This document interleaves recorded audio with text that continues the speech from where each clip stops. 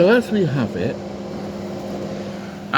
it, we didn't get to know the reason of the story that I just did. The Grave Diggers Union, etc. You know that one. Well, in 1979, I think it was. No, 1974. That's right. Before Eminent Hughes came to look at me at my football, and I wasn't the only one that had a football.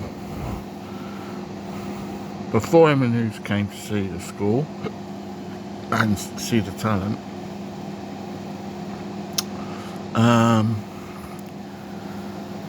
and before Oxford United came to look at my football as well. So it was Oxford United, Liverpool and England Sport was looking for young footballers, and I was really good at football. I had some skills as well. I was one of the first kids to do the back flip kick. I don't know if there's anybody in history, you know, like in the really old football teams, but the guy that came to see me from Oxford, the Manor, that's one of the oldest football clubs in the FA in the whole of the United Kingdom. I think Sheffield Wednesday is one of them. Oh, do you know why Sheffield Wednesday is called Sheffield Wednesday? Because there was two Sheffields football clubs in the same group of footballs clubs, and they shared the same football pitch. So Sheffield Wednesday, have a guess. They used to use it, on a Wednesday. I think the other ones had it at weekends, but Sheffield Wednesday would play fixtures, clubs on the football pitch. But that's a very old fixture. So Oxford United used to be called Headington United, and it was the Manor Ground. Actually, there's another famous thing to do with the Manor Ground, Oxford United, and you will never guess what it is. It is the only football pitch in the whole world that was used by the United States Air Force to land DC-10s on, DC-3s.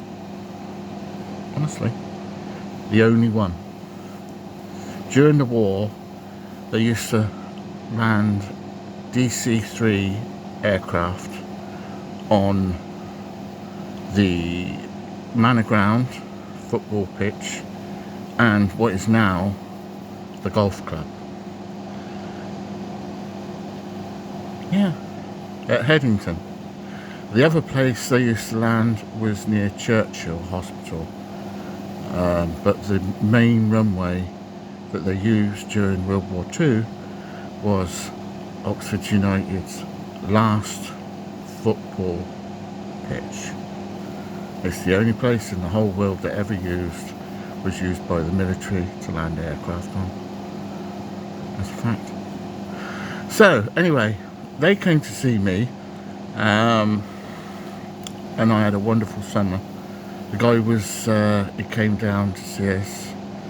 I think his name was Dave Burton. He was the goalie, but he was on the first side and on the second side.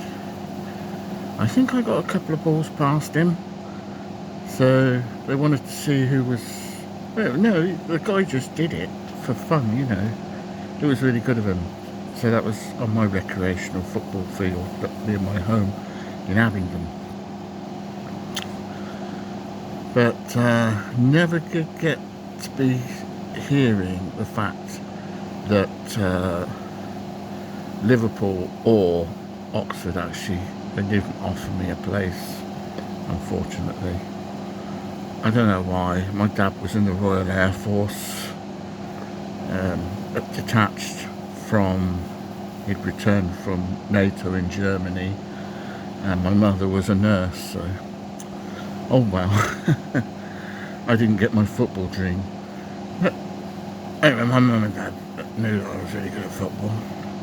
Oh, the story. I forgot about the story. It's not a story, it's true. In 1974, the World Cup was, I think it was Mexico, and a guy called, I don't know if you've heard of him, Pele. He was working with Coca-Cola to have a training site, and my dad said, "What's the matter, son?" I came in and said, "I'm looking for the ticket." "What's that?"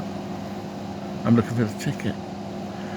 And it wasn't Charlie Chocolate Factory ticket, it was Coca-Cola. And you never guess what? I found the ticket with the Coca-Cola can. So I put it in for Coca-Cola to go onto this training camp with Pele in. I think it was, I'm not sure, I think it was the United States you had to go to. So I got this ticket, it was on the can. And I applied, and my mum and dad came back into me. "Sorry, son, your ticket didn't get accepted. You were one too many late." "No," I said. "No, I wanted to go." "No, you can't go, son. They said your ticket doesn't work. You won too many tickets." So a guy up the road, this was the real kicker. The real kicker. There was a guy opposite our house, 12 or 15 houses down the road on the left-hand side. He won the ticket before mine. So he got to train with Pele. But there's a real funny story about a Coke bottle and a cricket bat, which I could tell you about him, but that's all grown-up stuff. Yeah. Handel is a musician. Gosh, wonderful piece of music. Very exhilarating. But so, yet again, I didn't get to go. I won the ticket to go and play football with Pele.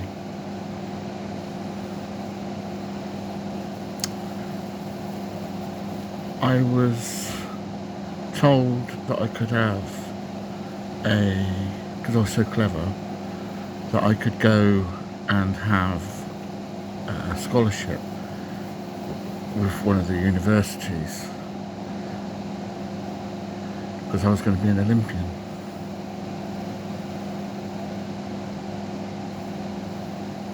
Then my mum died. Oh well.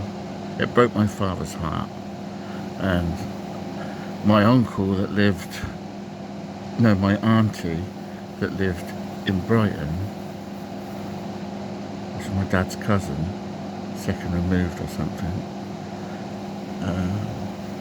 She was married to the guy that wrote all the music to Doctor Who and everything, and they offered me to go to Australia for 6 months on a train.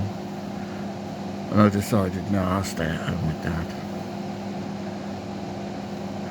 And I became a really clever guy. I worked with my dad, we had lots of fun. And I never got to do sports. But never mind. I became a really, really clever scientist instead.